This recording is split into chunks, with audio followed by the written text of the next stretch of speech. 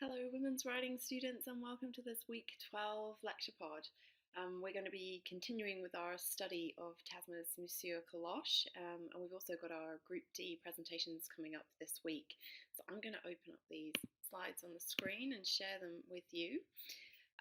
Last week we largely looked at some of the gendered aspects of the story, and we talked quite a bit about the setting of the story, the bush setting and the urban setting, thinking a little bit about the gendered demarcation between those two parts of the story, but also between the bush and the city. And we talked a little bit about the bushman figure and also bush masculinity. And I want to push some of our thinking now to some of the more complicated gendered aspects of the story, which result from the fact that our central protagonist, Monsieur Coloche, actually turns out to be a woman who is cross-dressing as a man throughout the story. So let's go in here and have a look at these slides and begin to think about some of this. I want to think about cross-dressing as a kind of transgression, a kind of crossing over of a gendered boundary in the story, but also more broadly, I guess, in 19th century society. This was a slide that I pulled up last time around. This was actually the closing slide that we looked at, this idea of the kind of opposition in the story between nature and culture, and how in the story nature is very much associated with the bush, and that in turn is associated with a kind of masculinity, and that culture was associated in some ways with the city, and also with that kind of slightly effeminate figure of Monsieur Coloche that we meet at the beginning, very European, very refined in particular ways. And that's kind of set against Sir Matthew Bogg, who seems to represent this more kind of sturdy Australian figure. I mean, think about some of the racial aspects going on in the story. We looked at some of that in the classes and in the seminars, between this kind of Australian masculinity and this more kind of feminized European cultured kind of figure that comes in with Monsieur Coloche. And I just wanted to start off by thinking about some of that, and thinking about some of the animal imagery in the story too, because that also kind of brings home to the reader again those kind of very defined gendered sort of categories that were, I guess, in many ways very prevalent in the 19th century. There's many kind of images of animals, especially when the narrator is talking about Sir Matthew Bogg and talking about Monsieur Coloche. And I've picked out just one example here on the slide. And this is where Sir Matthew Bogg and Monsieur Coloche are actually likened to two very different types of dogs. In the story, we're told that decidedly the two men were of a different order of species.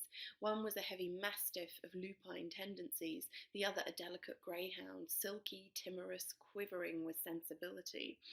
And if we think about what those two types of dog actually represent, you've got the Mastiff, which is often, in the 19th century, certainly would have been a sort of considered an English breed of dog, an English Mastiff of lupine tendencies. Mastiffs were and are huge dogs, extremely massive body. They're almost oversized dogs. Lupine refers to the wolf, so a dog that has wolfish kind of predatory qualities or tendencies. So quite an aggressive, oversized, bullish kind of figure that Sir Matthew Bogg is being compared to. And then on the other hand, you've got Monsieur Coloche, who is likened to a greyhound, silky, timorous, quivering with sensibility. So a much lighter dog, a much more refined dog. And again, think about those racial aspects in those opening moments of the story, with the kind of Australian bushman figure and then this feminized kind of European and much more cultured figure in the story. So the story is kind of reminding us on the one hand of what those demarcated gendered boundaries are. It's kind of putting right in front of us what those two things are in 19th century society. So it's almost as if it's showing us those kind of gendered categories and how firmly entrenched they actually are. It's also worth picking up on this word sensibility, because sensibility had a very strict connotation or meaning in the 19th century, and it was very much associated with the feminine. So 19th century readers in particular would have picked up on that word sensibility, and even more than some of the giveaway clues in the opening parts of the story, the bare white throat, the kind of delicate features of Monsieur Coloche, that word sensibility would have really kind of associated Monsieur Coloche with something that was very feminine and very associated with women. So it was was a really kind of big clue at the beginning of the story. There is a poem by the English poet Hannah More called Sensibility, published in the late 18th century, and it gives us a sense of the different connotations of that word. On the one hand, yes, it's associated with the feminine, but why? If we have a little look at her poems, just a very short extract, a few lines from the poem, it gives us again, more contemporary readers, an idea of how 19th century readers would have understood that term. So this is the poem, or a few lines from it. Sweet sensibility, thou keen delight, thou hasty moral sudden sense of right, thou untaught goodness, virtue's precious seed, thou sweet precursor of the generous deed. And so there's a number of things that are attached to this word sensibility in the 19th century. The first is that it's associated with feeling and emotion, and particularly the pleasure that we often get from a sense of compassion for others, but also a kind of innate sense of morality or doing the right thing. So there's a moral element to sensibility. And also the fact that this kind of feeling of compassion inspires some kind of action, some kind of generosity. So think about how all those qualities then become associated with Monsieur Coloche. And this kind of association with emotion and with compassion was very much associated with women in the 19th century. So Monsieur Coloche was kind of very much would have been kind of being categorized in these particular ways.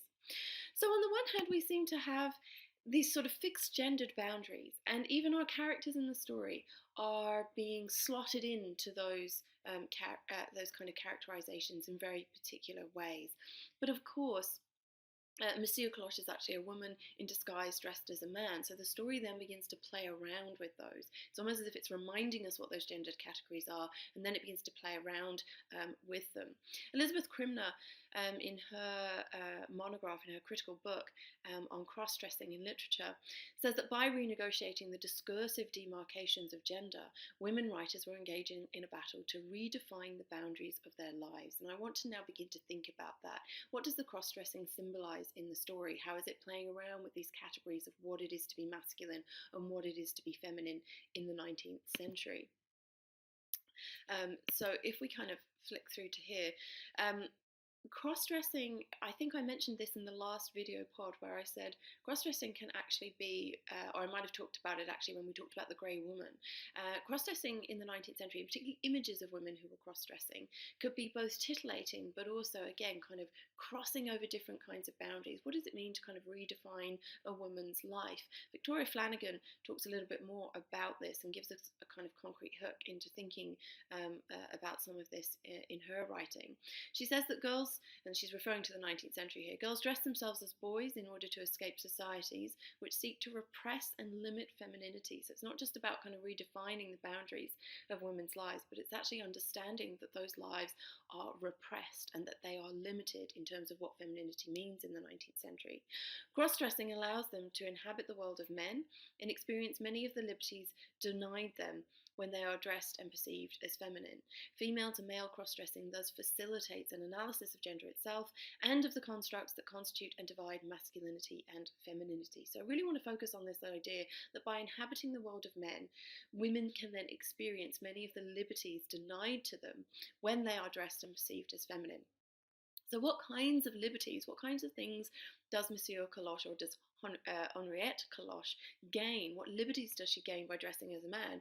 Well, we know that her time in the bush station in the sheep station in the bush is particularly miserable for her, and that is described in some detail in the second part of the story. She's described as a sort of oddity. She's slightly out of place, and she betrays her kind of feminine characteristics. She's always washing her hands. She hates to look in the glass, in the mirror, to see her disfigured feminine features from the smallpox disease that has scarred her face. But at the same time, it's quite clear that there are some liberties that she gains. And one of them is being able simply to partake in a masculine world. So first of all, we could argue that one of the liberties is to be able to seek work. Women had very little access to professional careers. They could work as governesses, writers. Working class women obviously worked in working class manual labour jobs. But women didn't have access to education. They didn't have access to professional jobs. So even walking into the offices of Bog and Company in Melbourne with a letter of reference and seeking work is a liberty that she has gained by dressing as a man. Another liberty that she seems to have gained is to show that she can be accomplished in certain areas that, again, she might not otherwise have had access to. So we know in the story that she becomes an accomplished horseman or horsewoman and a boundary rider. I mean, this is a strictly masculine role. There's no way that a woman could act as a boundary rider in 19th century Australia. So she begins to show her skill and her prowess on a horse. This is why, actually, Sir Matthew Bogg hits her with the whip. He's kind of affronted with this kind of effeminate man that seems to be so accomplished on his horses. We could also say that it gives her the liberty of independence and resourcefulness. Simply the fact of kind of getting this letter of reference and travelling all the way on her own to the colonies of Australia to seek work is something that a man would have been able to do in the 19th century, but certainly not a woman. So we can see that there's a lot of kind of a redefining, a kind of configuration of what it's possible for a woman to do. Again, think about those bounded categories of masculinity and femininity in the 19th century, that women were creatures of emotion and of feeling, that they, it wasn't worth educating them because their whole lives really just revolved around emotion and the home and domesticity. So think about how the story shows that women can actually excel in a kind of masculine domain when given the chance, when kind of performing as men. They can often do it quite well. But of course, there is a deep irony in the story as well, because while Henriette Coloche clearly can't make it as a woman in Europe, because she has lost her beauty, when she comes to Australia, she can pass as a man for a short or temporary period of time, but eventually, um, she actually kind of almost succumbs to her own femininity. She can't pass as a woman forever in particular ways, and that kind of hitting of her, that kind of physical violence against a woman, is the thing that actually makes her flee. She then flees into the bush and she dies of kind of exposure to heat and to the sun and to the general environment around her. And it's almost a kind of return to the feminine, because even though the bush landscape in Australia, as we talked about, is kind of defined as a very masculine space, the idea of Mother Nature still kind of exists in that space. And so it's almost as if Henriette Coloche returns to that feminine space in particular ways. So she comes to her kind of emotion, her inability to kind of carry that kind of violence that's inflicted against her by Sir Matthew Bogg. So I wanted to end with this quotation from Michael Ackland, who writes the introduction to Tasma's selection of stories in which Monsieur Coloche appears as Sydney Sovereign. And he talks a little bit about the reasons why Henriette Coloche obviously is forced to flee from Europe and survives for a short time as a man, but then also then kind of returns almost to that kind of Mother Earth, to that kind of feminine space. He says that beauty remains at once their pitiful weapon and their potential scourge.